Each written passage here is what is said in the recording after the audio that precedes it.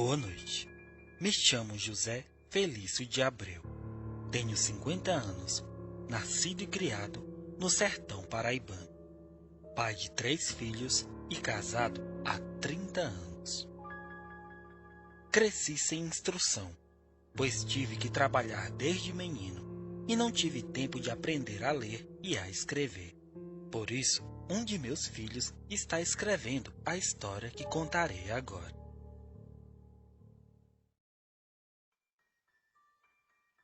Sabe esses lugares esquisitos de se viver? Tipo estradas desertas com encruzilhadas, muita mata, com poucas casas, onde quase não se vê ninguém? Eu já morei em um lugar assim.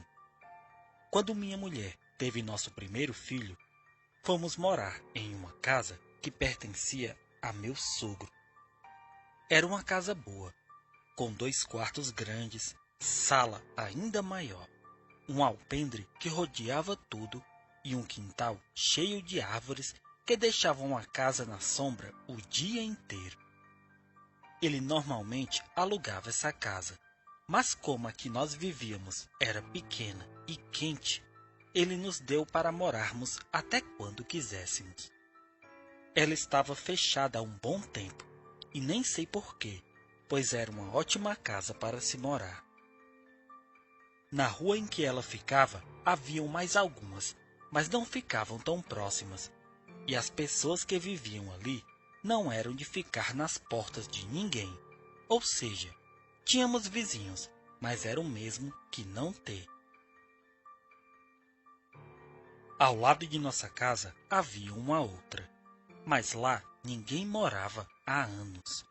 Ela estava se acabando, e meu sogro dizia lembrar que lá morava uma senhora sozinha, e depois que ela faleceu, ninguém veio atrás de nada. A casa ficou lá se acabando, e nenhum parente apareceu desde então, como se a casa e o terreno fossem deixados a quem quisesse ficar. Enfim, o tempo passou e a morada na casa nova era boa por demais. Mas logo iríamos descobrir que bem próximo a nós vivia outra coisa.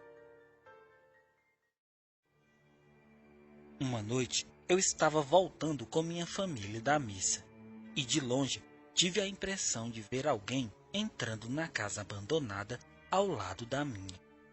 Eu cheguei e pedi que minha mulher ficasse atenta, pois havia alguém na casa ao lado. E com certeza não era boa gente para estar em um lugar como aquele. Então fiquei olhando por uma abertura que tinha no banheiro de minha casa, que era bem pequena, pois as portas e janelas eu tinha trancado todas. Mas não via ninguém.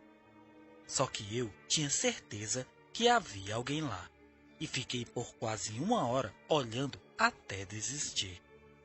Naquela noite eu fui deitar bem preocupado, e até deixei a lamparina acesa dentro do quarto, para o caso de algo acontecer, e demorei, mas consegui pegar no sono.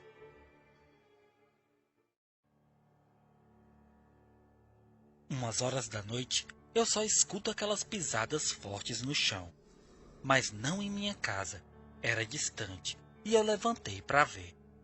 Percebi que vinham da velha casa ao lado, e abri um pouco a janela tentando ver algo. Era uma noite de lua e dava para ver a pouca luz que entrava pelo lugar onde ficava a janela da casa abandonada. Na verdade, haviam várias, dessas bem altas e mais finas, como eram as janelas feitas antigamente. E foi por elas que eu vi passando alguém lá dentro, andando dos fundos da casa e passando devagar por cada janela, olhando na direção de minha casa. Então saiu pela porta e eu vi, caminhando, o que me pareceu uma senhora de idade, arrastando um tipo de bengala no chão. Continuou a andar até sumir lá na frente. Na hora eu já me benzi, rezei tudo errado e acendi umas velas para as imagens que minha mulher tinha na sala. A velha que meu sogro falou que morava na casa estava lá, andando no meio da noite.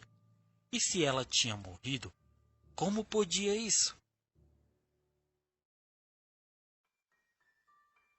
Fiquei sentado na sala, olhando a lamparina acesa e as velas derretendo até o amanhecer. E quando minha mulher acordou, perguntou por que eu estava ali e por que tinham vários restos de vela no chão. Então contei o que tinha visto e fomos até a casa de meu sogro contar a ele sobre a velha que caminhava na casa ao lado. Quando chegamos, falei o que tinha visto e ele disse: aquela casa onde vocês moram pertencia a meu falecido tio e eu comprei de seu filho depois que ele foi morar aqui na cidade vizinha. Às vezes, quando eu ia visitá-lo, antes dele falecer, ele me contava coisas estranhas que aconteciam nessa casa ao lado. A senhora que morava lá andava com uma bengala e com ela batia em animais e pessoas que se aproximavam. O estranho foi que depois que ela morreu, o barulho de sua bengala batendo nas coisas ainda era escutado. Ela havia morrido, mas ao que parecia, ela ainda estava morando lá, em sua velha casa. Voltamos para casa naquele fim de tarde, já sabendo que estávamos lidando com um tipo de assombração. Mas para nós, até então, isso nem existia.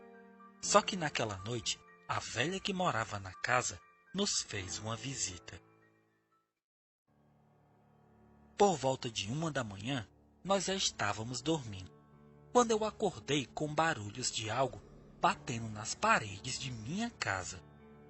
Era um som seco, como se alguém estivesse com um pedaço de madeira dando pancadas rápidas nas paredes.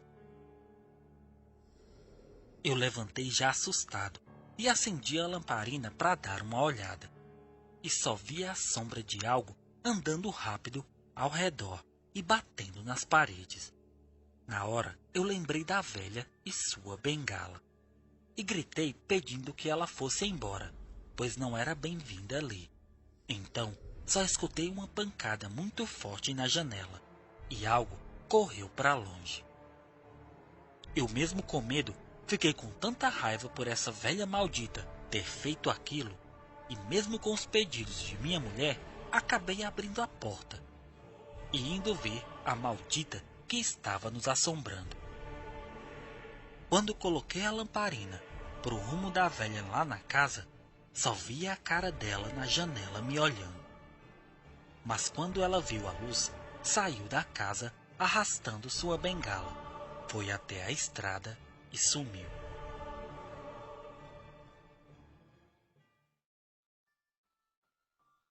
Não havia uma só parte de meu corpo que não tremesse. Foi o momento que mais senti medo em toda a vida. Ver e ouvir alguém que já estava morta foi a gota d'água para irmos embora de lá. No dia seguinte, voltamos até nossa velha casa, e meu sogro, com raiva do que havia acontecido, foi até lá com alguns homens e derrubou o que ainda existia da casa da velha. Mesmo assim, não voltamos para lá.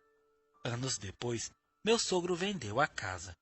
Só que não soubemos mais de nenhuma aparição por aquelas bandas. Deus me livre e guarde de voltar a ver a velha morta outra vez. Mas eu sei que isso não cabe a mim decidir.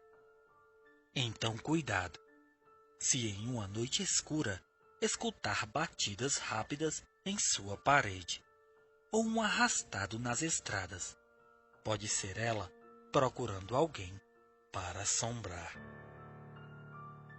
Boa noite.